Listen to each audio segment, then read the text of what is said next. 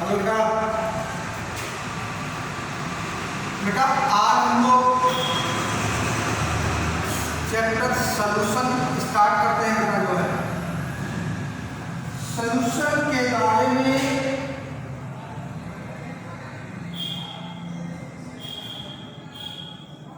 Solution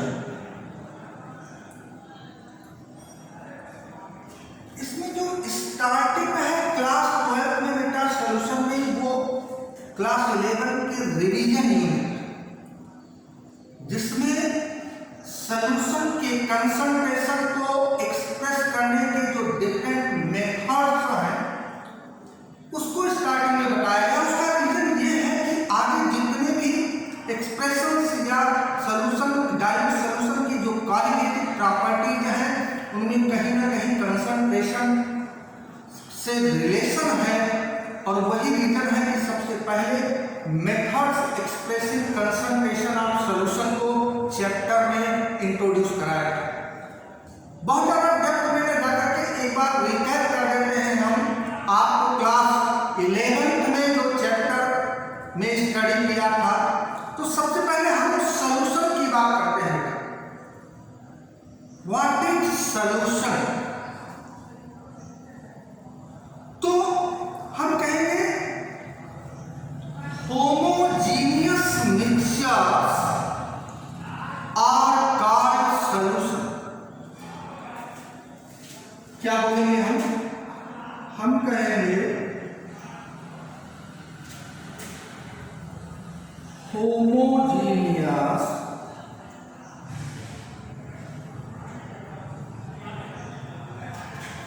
mixtures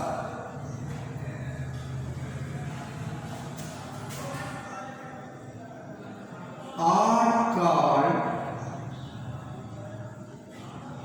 solution। एक line की definition है बेटा, all homogeneous mixtures are called solution। homogeneous mixture हम ऐसे मिक्सचर को बोलते हैं बेटा जिसके हर पार्ट का कंपोजिशन सेम है। इमेजिन करो 1 ग्लास वाटर लेकर के उसमें 1 टीस्पून शुगर डाल करके सेट कर दे। अब उसके एक एक ड्रॉप को एनालाइज करें तो उसमें शुगर का अमाउंट सेम मिलेगा, यानी उसमें शुगर और वाटर का जो परसेंटेज होगा ईच ड्रॉप में वो सेम आएगा।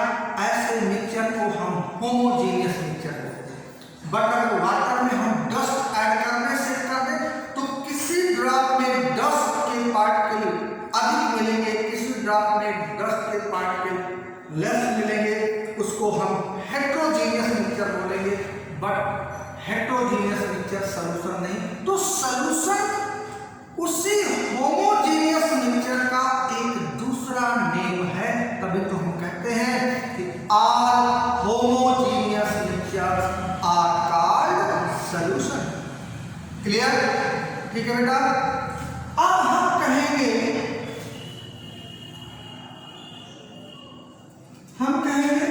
ऑल सॉल्यूशन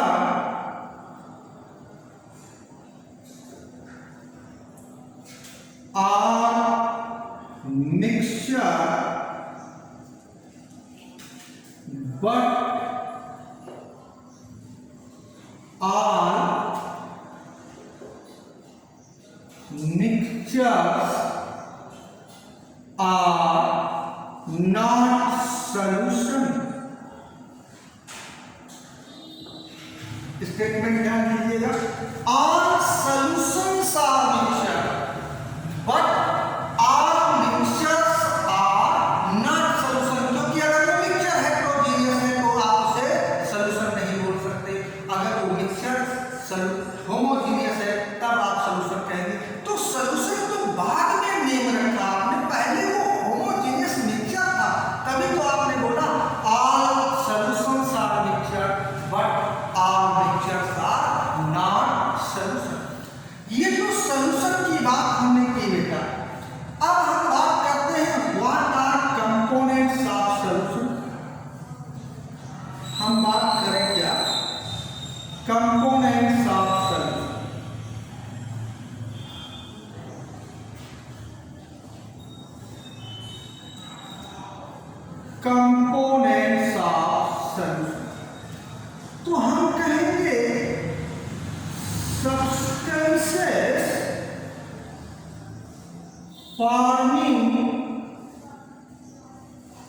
solution या substances making solution are called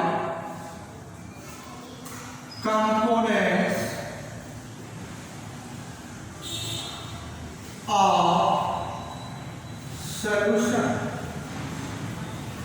जैसे सब्सटेंस ए प्लस सब्सटेंस बी आपने मिक्सअप करके सॉल्यूशन बना दिया, मींस होमोजीनियस मिक्सचर फॉर्म हो गया।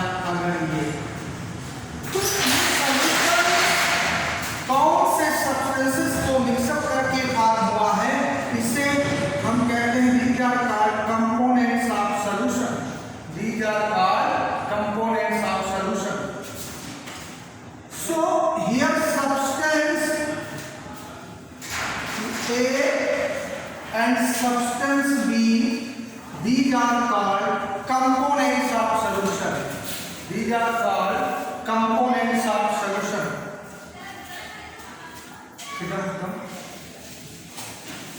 तो बेटा यहाँ पे आपने देखा कि मैंने कहा what are components of solution, so you can define that substances making the solution, substances forming the solution are components such as A and B were mixed together then form homogeneous mixture, and homogeneous mixture are called solution। So here A and B are the components of this solution, right? अब ये तो components की बात किया मैंने बेटा। अब हम बात करते हैं कि अगर कोई सॉल्यूशन आपके पास है तो उसमें कितने कंपोनेंट्स हो सकते हैं, मींस डिपेंडिंग अपॉन द, हम बात करेंगे टाइप्स ऑफ सॉल्यूशन की। यहां टाइप्स ऑफ सॉल्यूशन की बात करते हैं बेटा, तो हम कहेंगे dependent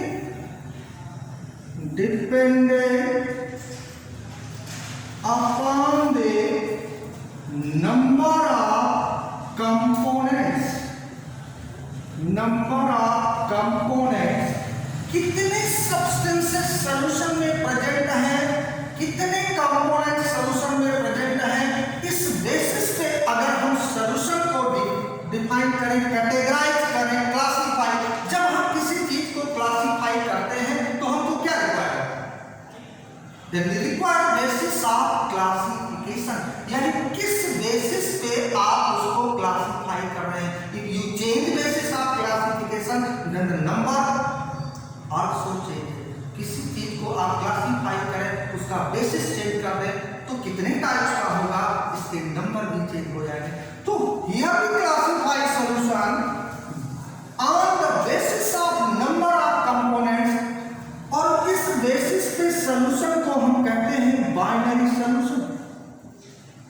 binary solution, ternary solution,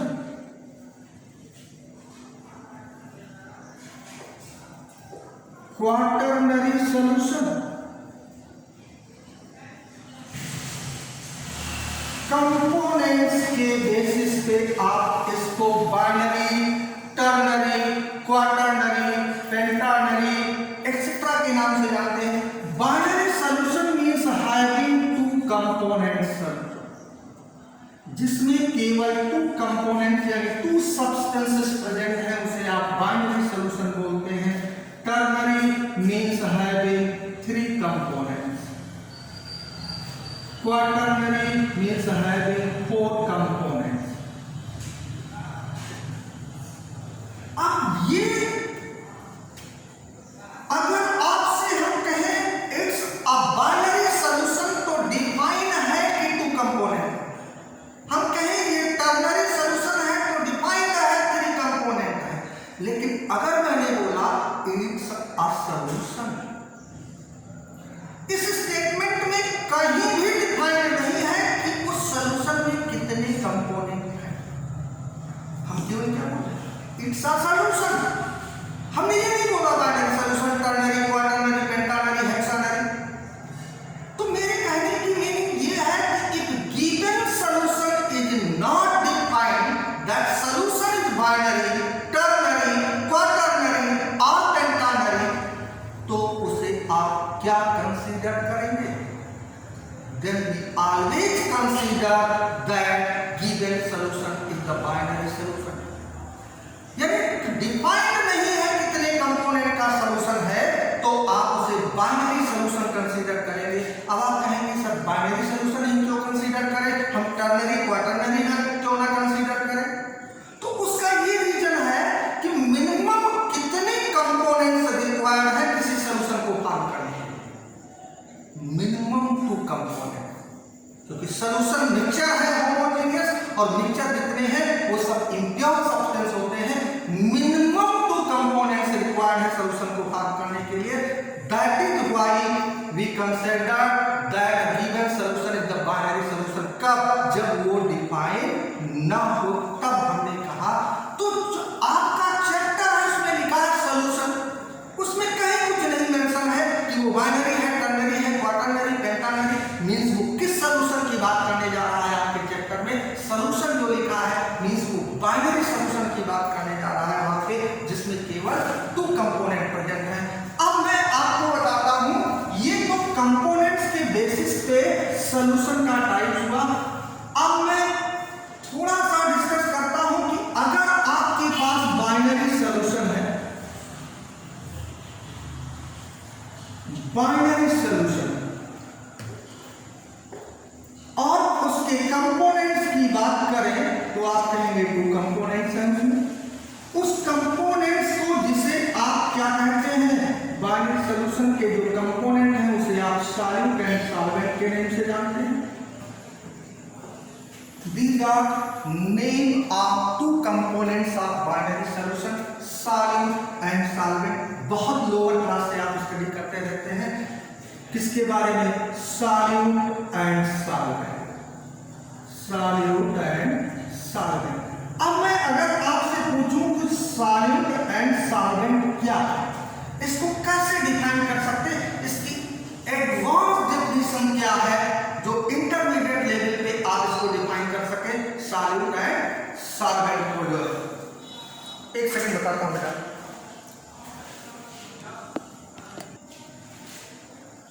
तो बेटा हम लोग बात कर रहे थे सॉल्यूट एंड सॉल्वेंट को। मैंने पूछा कि आप कैसे डिफाइन करेंगे सॉल्यूट और सॉल्वेंट क्या है, तो हम कहेंगे यहां पे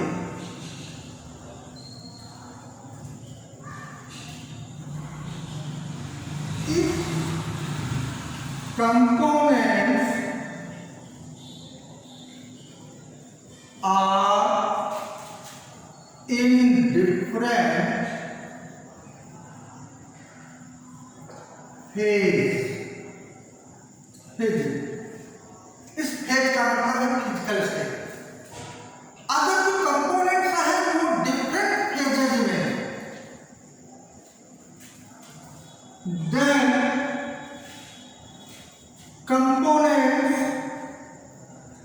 component whose phase in physical state changes on mixing called solute, while component whose phase remains same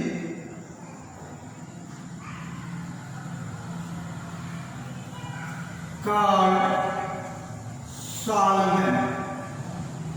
बहुत सिंपल है बेटा, ध्यान समझिए। जैसे सपोज करो ये शुगर है, ये वाटर है। अभी बहुत बेसिक बता रहा हूँ बेटा, चैप्टर पे अभी हम लोग गए नहीं, चैप्टर पे जाने में बहुत इंटरेस्टिंग होगा जब, और ये सॉल्यूशन बन गया। अब शुगर सॉलिड का, वाटर लिक्विड का, सॉल्यूशन इस समय लिक्विड स्टेट में। तो जब इसे मिक्सअप किया तो देखो सॉलिड से लिक्विड स्टेट में चेंज हो रहा है शुगर, इसका मतलब इसकी फेज चेंज हो रही है, तो ये सॉलिड है। वाटर यहां पे लिक्विड और यहां पे भी लिक्विड है, तो ये सॉल्वेंट है। लेकिन ये डेफिनेशन तब तक वैलिड रहेगी जब दोनों की फेजेस डिफरेंट होंगी, तब। ध्यान समझिएगा, डिफरेंट फेज में कंपोनेंट्स हैं तो जिसकी फेज मिक्सिंग करने पे चेंज हो रही है वो सॉल्यूट, और जिसकी फेज सेम है वो सॉल्वेंट। अब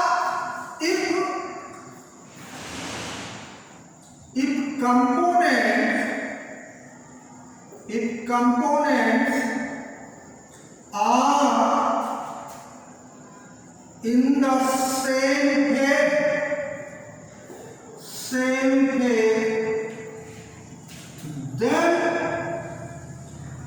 component presenting lesser amount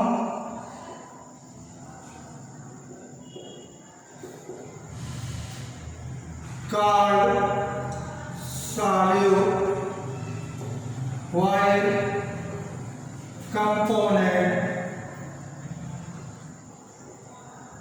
presenting greater amount कहो या extent कहो, amount called solvent। मैंने हम बोलते हैं कि जो जिसकी क्वांटिटी अधिक हो सॉल्वेंट है, जिसकी क्वांटिटी कम हो वो सॉल्यूट है। लेकिन ये करेक्ट है, लेकिन कब, किस कंडीशन में, जब दोनों कंपोनेंट की फिजिकल स्टेट सेम हो, उनकी फेज सेम हो, तब ये स्टेटमेंट वैलिड है, अदरवाइज ये वैलिड नहीं है। जैसे हम कहें 10 ml alcohol and 40 ml water, इसको मिक्स किया, सॉल्यूशन बनाया, वाटर लिक्विड है, अल्कोहल लिक्विड है, अब ये लेसर अमाउंट में है तो ये सॉल्यूट, ये ग्रेटर अमाउंट में है तो ये सॉल्वेंट हुआ। ये तो सॉल्यूट और सॉल्वेंट को डिटरमाइन करने का तरीका मैंने बताया, ठीक है। अब एक बात और बता दें, यहाँ पे हम एक बात और स्क्रीनशॉट ले लीजिए, आगे बताता हूं। किसी सॉल्यूशन में कितने सॉल्यूट और सॉल्वेंट हो सकते हैं? नोट में हम लिखें तो हम कहेंगे a solution can have more than one solute, but always have only one solvent। याद रखिए बेटा स्टेटमेंट को, a solution can have more than one solute but always have only one solvent। Solvent केवल एक होगा, चाहे वो टर्नरी सॉल्यूशन हो चाहे क्वाटर्नरी सॉल्यूशन हो, बट सॉल्यूट उसमें मोर देन वन हो सकते हैं। अब इसके बाद हम लोग देखते हैं बेटा कि बाइनरी सॉल्यूशन कितने टाइप्स का हो सकता है। टाइप्स ऑफ बाइनरी सॉल्यूशन,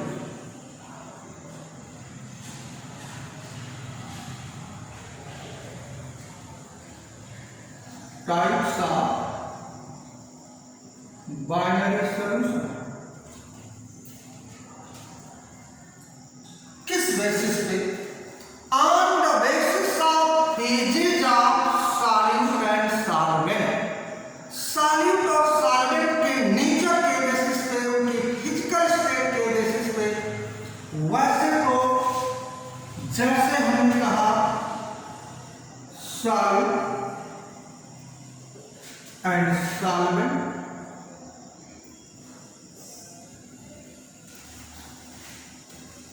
आराम से समझिएगा। अभी बिल्कुल रिवीजन चल रही है, अभी चैप्टर पे हम लोग पहुंचे नहीं, थोड़ा बेसिक बता देते हैं।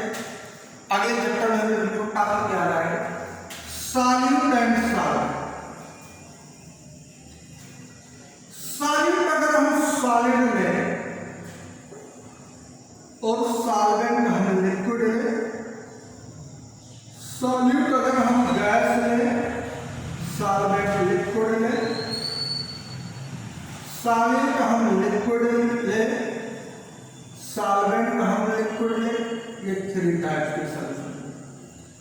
और अगर हम सॉलिड सॉल्यूट और गैस सॉल्वेंट लें, हमने कहा जब कोई सॉल्यूशन बोलता है तो आपके माइंड में आता है कोई लिक्विड है, भूल जाओ, हमने ये कहीं नहीं बताया कि सॉल्यूशन लिक्विड हो भी सकता है, नहीं। अगर वो मिक्सचर किसी भी फिजिकल स्टेट में है, वो मिक्सचर होमोजीनियस है, तो वो सॉल्यूशन है, चाहे वो गैसियस स्टेट में एग्जिस्ट कर रहा हो, चाहे लिक्विड स्टेट में एग्जिस्ट कर रहा हो, चाहे सॉलिड स्टेट में एग्जिस्ट कर रहा हो। फिजिकल स्टेट से मेरी मतलब नहीं है, उससे होमोजीनियस होना चाहिए सॉल्यूशन बोलने के, राइट। अगर हम गैस को गैस में डिजॉल्व कर, लिक्विड को गैस में डिजॉल्व कर, ये भी सॉल्यूशन होता है। हम सॉलिड को सॉलिड में डिजॉल्व करें, हम गैस को सॉलिड में डिजॉल्व करें, हम लिक्विड को सॉलिड में डिजॉल्व करें। अब पहले टोटल 9 टाइप्स के binary solution possible, 9 types depending upon the physical state of solid and solvent, यानी कंपोनेंट के फेजेस के बेसिस पे चेंज करते हैं। इन 3 सॉल्यूशन में सॉल्वेंट लिक्विड है तो इसे लिक्विड सॉल्यूशन बोलेंगे, लिक्विड सॉल्यूशन। इन तीनों में सॉल्वेंट गैस है तो इसे आप गैसियस सॉल्यूशन बोलेंगे। इन 3 में सॉलिड है तो इसे हम सॉलिड सॉल्यूशन बोलते हैं। तो ये 3 कैटेगरी हुई और टोटल वेरिएशन देखते तो 9 टाइप का।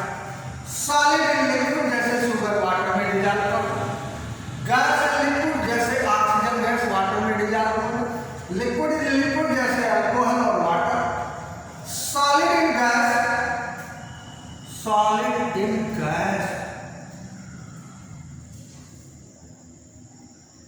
Solid in gas. अगर कोई स्मोक पार्टिकल एयर में डिजॉल्व और होमोजेनिटी मेंटेन कर दे तो सॉलिड इन गैस का सॉल्यूशन हो गया। Gas in gas, nature of gases, air, nitrogen, liquid in gas, moisture air में डिजॉल्व हो गया। सॉलिड इन सॉलिड, एलॉयज होती है, मेटल की जो एलॉयज होती है सॉलिड इन सॉलिड का एग्जाम्पल। गैस इन सॉलिड बहुत सारे एग्जाम्पल हैं जिसमें गैस किसी मेटल की सरफेस पे सैचुरेट होकर होमोजेनिटी मेंटेन कर देती है, तो उसे बोलते हैं solution of gas in solid. Liquid in solid, ये अमलगम जानते हैं, लिक्विड इन सॉलिड, जैसे सोडियम अमलगम तो मरकरी लिक्विड है, जिंक अमलगम मरकरी लिक्विड है, तो लिक्विड सॉलिड हो जाता है। ये एग्जाम्पल है। आपको ये भी मालूम होना चाहिए किस टाइप का सॉल्यूशन है, कितने टाइप्स का बाइनरी सॉल्यूशन है। ये आपके सिलेबस में है, एनसीईआरटी में एक टेबल बनी है, उस टेबल को आप ऑब्जर्व करिए, कार्य से इसकी रीडिंग मारिए, ठीक है। थोड़ा सा हमने किया शुरू है। अब इसके बाद और भी टाइप के सॉल्यूशन, जैसे हम कहते हैं अनसैचुरेटेड सॉल्यूशन, तो हम कह रहे हैं solution in which more solute can dissolve at a given temperature called unsaturated solution. जिसमें और अधिक सॉलिड डिसॉल्व हो सकता हो उसी टेम्परेचर पे, तो उसे अनसैचुरेटेड सॉल्यूशन बोलते हैं। हम कहें सैचुरेटेड सॉल्यूशन तो हम कहेंगे solution in which no more solid can dissolve at a given temperature. हमने ये नहीं कहा कि सैचुरेटेड सॉल्यूशन में मोर सॉलिड नहीं डिसॉल्व हो सकता है, उसी टेम्परेचर पे नहीं डिसॉल्व हो सकता है, तो उसे सैचुरेटेड सॉल्यूशन। लेकिन अगर उसका टेम्परेचर इंक्रीज कर दो आप तो मोर सॉलिड उसमें डिसॉल्व हो जाएगा, और फिर टेम्परेचर इंक्रीज करने के बाद में भी अगर उसमें सॉलिड ना डिसॉल्व हो तब वो बन जाता है सुपर सैचुरेटेड सॉल्यूशन। क्या बन जाता है? Super saturated solution. तो unsaturated, saturated solution, super saturated solution. इसके बाद आता है आइसोटोनिक सॉल्यूशन। आइसो मींस क्या होता है? सिमिलर।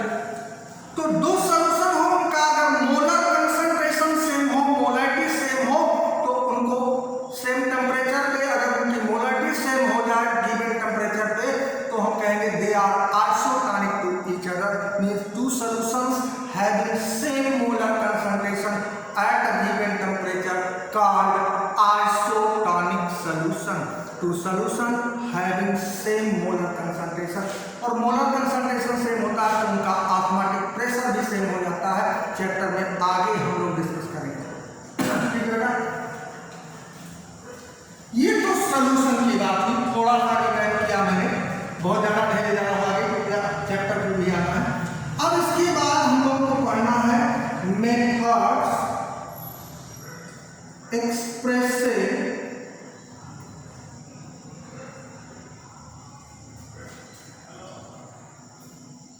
Concentration of solution.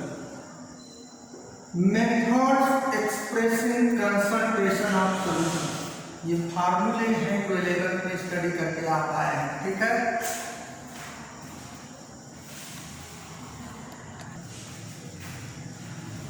तो इसमें बेटा जो है पहला है मास परसेंटेज कंसंट्रेशन, इसी को कहते हैं परसेंटेज बाय मास या मास अपॉन मास भी कहते हैं। होता क्या है? Simply mass of solid substance present in 100 gram of solution.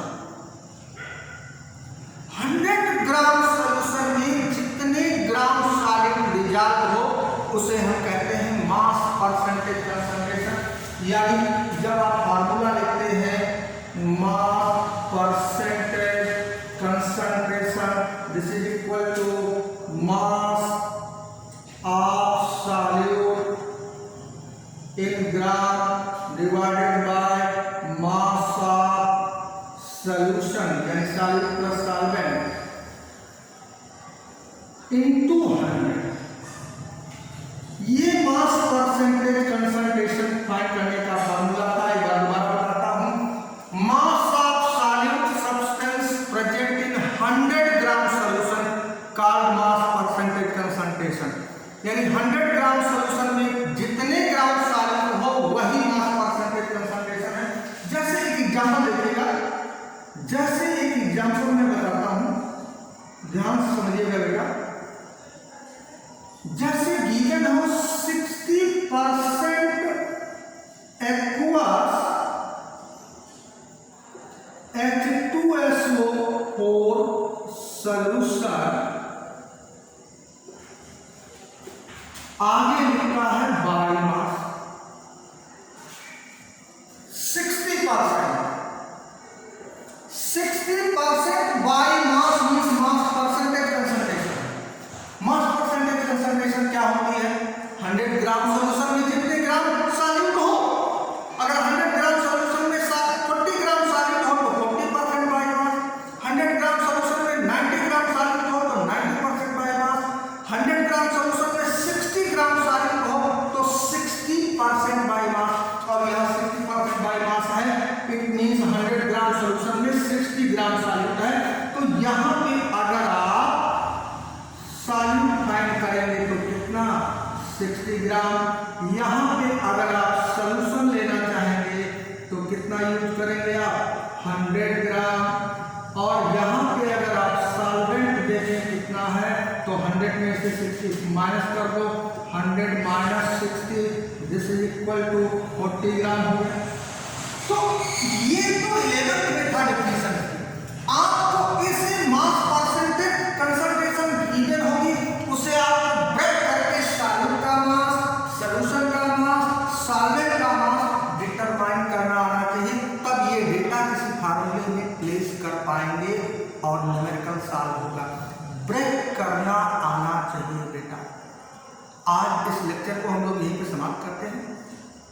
अगले लेक्चर में डिटेल में हम लोग स्टडी करेंगे, इसके बहुत सारे मेथड्स हैं, volume percentage, mass by volume percentage, ppm, molarity, detail में कैसे किस टाइप की मोलैरिटी, बहुत ज़्यादा डिटेल है, मोलैरिटी, मोल फ्रैक्शन, ये सब स्टडी करेंगे। फिर मेन टॉपिक पे आ जाएंगे सॉल्यूशन जो क्लास 12 का है। ठीक है बेटा।